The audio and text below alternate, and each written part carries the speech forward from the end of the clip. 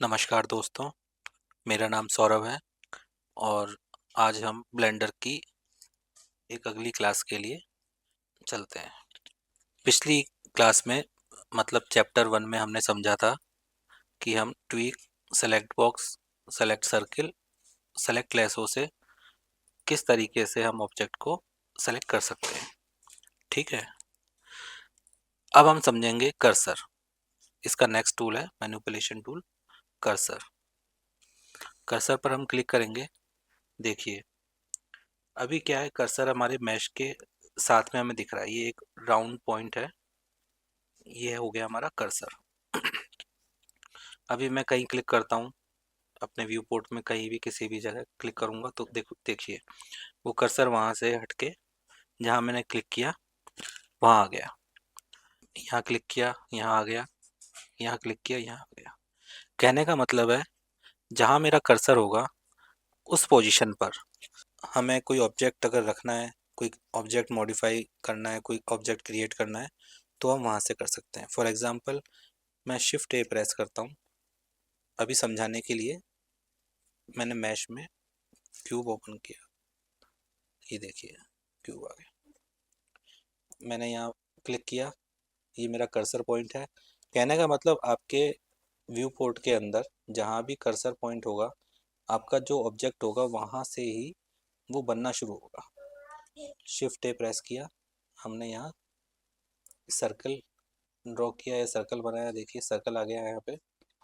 यहाँ हमने cursor click किया, यहाँ हमने शिफ्ट ए प्रेस करके प्लेन रखा, देखो प्लेन आ गया यहाँ पे। यहाँ मैं अपना कर्सर रखता हूँ, शिफ्ट ए प्रेस करता हूँ, मैश के साथ में मैंने सिलेंडर लिया।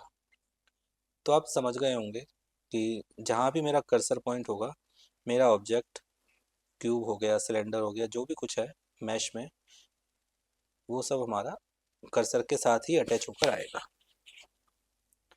अब मैं चाहता हूँ कि मेरा ऑब्जेक्ट, मैं अपने ऑब्जेक्ट को सिलेक्ट करता हूँ। सपोज करो मैंने अपना ये ऑब्जेक्ट सेलेक्ट किया और मेरा कर्सर पॉइंट यहाँ है। अब मैं चाहता हूँ कि मेरा कर्सर पॉइंट मेरे ऑब्जेक्ट के साथ में अटैच हो जाए या कर्सर वहाँ पर आकर सेट हो जाए। तो मैं क्या करूँगा, शिफ्ट एस प्रेस करूँगा। शिफ्ट एस प्रेस करके मैं करूँगा कर्सर टू सेलेक्ट। देखिए तो ये कर्सर क्या हुआ, जहाँ भी था ये कर्सर यहाँ पर आकर के अटैच हो गया। कई बार क्या होता है जब हम कॉम्प्लिकेटेड, कर्सर को समझाने का मेन मुद्दा ये है कि कई बार क्या होता है जब हमारा एक कॉम्प्लिकेटेड सिनेरियो तैयार होता है, उसके अंदर जब हमें पता नहीं होता कि हमारा कर्सर कहाँ है और हम किसी ऑब्जेक्ट को क्रिएट करते हैं तो वो व्यू पोर्ट में कहाँ ऑब्जेक्ट क्रिएट हुआ है वो हमें पता नहीं चलता। तो हमें अपने कर्सर को जहाँ सेट करते हैं, जहाँ रखते हैं, ये देखिए कर्सर मैंने यहाँ रखा और मैं अपने व्यू पोर्ट में, तो मैंने वो चीज़ वहाँ क्रिएट कर ली। तो कर्सर का अभी यही यूज़ है, आगे चलकर हम उसको अच्छे से समझेंगे। ठीक है, अभी मैं इन सबको अभी फ़िलहाल के लिए हटाता हूँ अपने डिस्प्ले से। राइट क्लिक किया, डिलीट किया।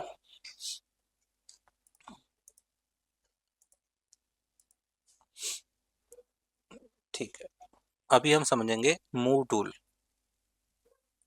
मूव टूल क्या होता है? मूव टूल को समझने के लिए मैं आपको एक एग्जांपल के थ्रू समझाता हूँ इसे। शिफ्ट ए इसका शॉर्टकट है। शिफ्ट ए से हम मैश में जाएंगे। हमने एक क्यूब क्रिएट किया है। देखिए क्यूब क्रिएट करने के बाद में इसमें एक एंगल बन के आया है। ये एंगल क्या है? इस एंगल को बोलेंगे गिज्मो। गिज्मो क्या करता है, आपको एक्सिस पर मूव करने के लिए एक सूटेबिलिटी देता है।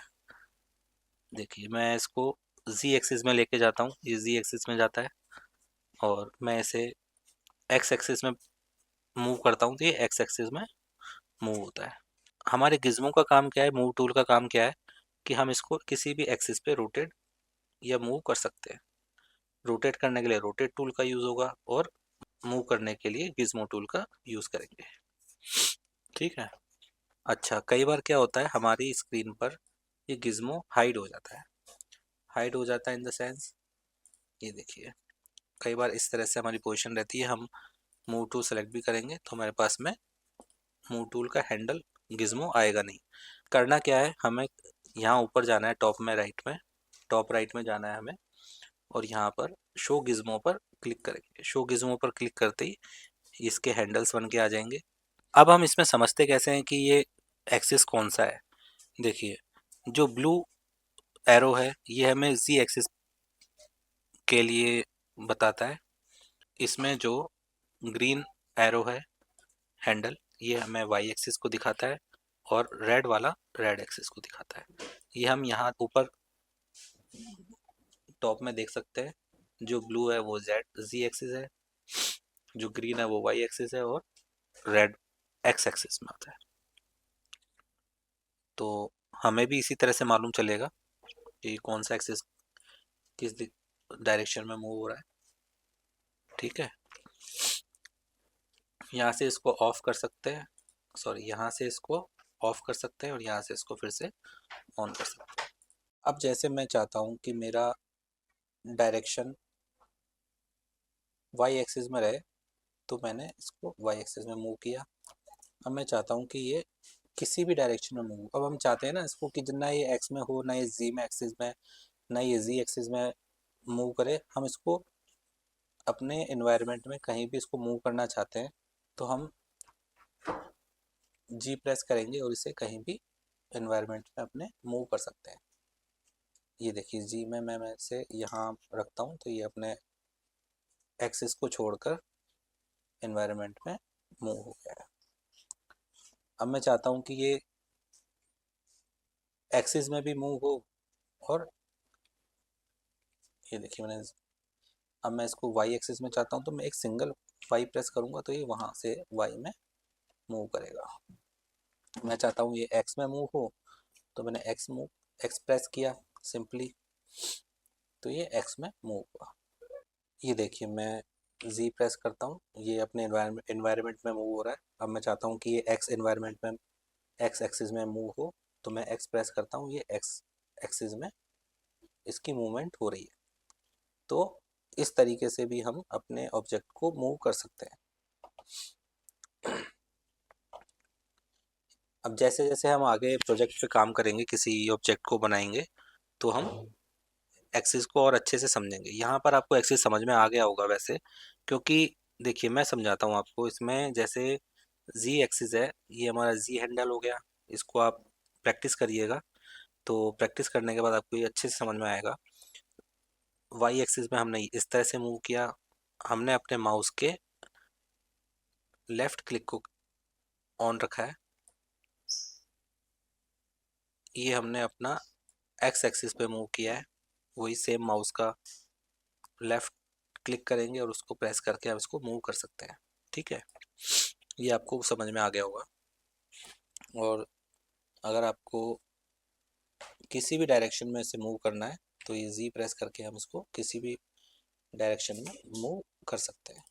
ठीक है, इसके बाद में तीसरी चीज़ है, सॉरी चौथी चीज़ है रोटेशन।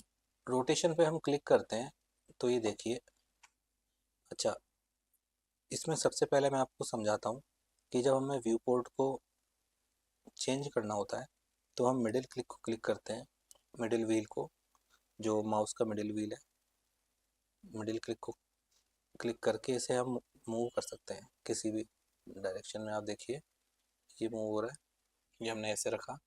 अब देखिए, अब मैं इसको फिर से वही ग्रीन वाला जो है वो हमारा वाई एक्सिस में मूव हो रहा है, जो हमारा रेड है वो हमारा एक्स एक्सिस में मूव हो रहा है, और जो हमारा वाइट है ये यूनिवर्सली मूव कर रहा है। तो इसमें ग्रीन और रेड ये तीनों एक्सिस दिखा रहा है, और वाइट वाला यूनिवर्सल मूव करता है। ये हो गया हमारा रोटेशन। ये देखिए, एक्स में दिखा रहा है अभी एक्सिस, ये वाई एक्सिस में दिखा रहा है, और ये जी एक्सिस में दिखा रहा है। कितने परसेंट, कितने डिग्री एंगल पे इसको मूव करना है, तो वो यहाँ दिखाएगा। जैसे मैं यहाँ 90 कर देता हूँ, तो ये 90, जी एक्सिस में 90, वाई एक्सिस में 90, और जी एक्सिस में 90। जब हम रोटेशन की बात करते हैं तो इसे ऑर्बिट बोला जाएगा, और जब हम मूव टूल की बात करते हैं तो इसे गिज्मो बोला जाएगा। अच्छा, अगली चीज़ आती है स्केल। अब अपने ऑब्जेक्ट को स्केल करना है। हम चाहते हैं कि ये देखिए स्केल, जिस एक्सिस में हमने इसको स्केल करना है, अब थोड़ा सा पतला, ये आपको थोड़ा प्रैक्टिस करेंगे तो थोड़ा समझ में आने लगेगा। वैसे फिर से मैंने मिडिल क्लिक किया माउस में और इसे रोटेट किया। इसके बाद हम चलते हैं नेक्स्ट ट्रांसफॉर्म। ट्रांसफॉर्म में होता क्या है, इसमें हमें सारे एक्सेस मिल जाते हैं, रोटेशन भी मिल जाएगा और हमें गिज्मो भी मिल जाएगा। जो हम करना चाहते हैं, अगर हमें किसी ऑब्जेक्ट को मूव करना है तो हम उसे आसानी से मूव कर सकते हैं, और अगर हमें उसे रोटेट करना है तो हम उसको आसानी से उस एक्सिस में रोटेट कर सकते हैं। तो बेसिकली ये तीनों तरह से काम करेगा। स्केल की तरह भी काम करेगा, रोटेशन के लिए भी काम करेगा, और मूविंग ऑब्जेक्ट की तरह भी काम करेगा। ठीक है। अच्छा, इसमें एक है अनोटेशन। अनोटेशन को हम बाद में समझेंगे। और एक है इसमें ज़रूरी मेज़र। मेज़र में क्या होता है, जब हम किसी भी ऑब्जेक्ट को, या जब आर्किटेक्चर कोई चीज़ बनाते हैं, कोई आर्किटेक्चर कोई ऑब्जेक्ट बना रहे हैं, तो उसमें हमें मेज़रमेंट की ज़रूरत पड़ती है। तो हम यहाँ क्लिक करेंगे और उसको मेज़र करते हुए यहाँ पे लाके छोड़ेंगे। तो देखिए उसकी वो 2.3 मीटर की उसने लेंथ बता दी है। ऐसे ही हम इसकी विड्थ देखते हैं, ये विड्थ दिखा दी है इसने, 1 मीटर के करीब ही विड्थ दिखा दी है ना। और इसकी जो चौड़ाई है वो इसने दिखा दी है।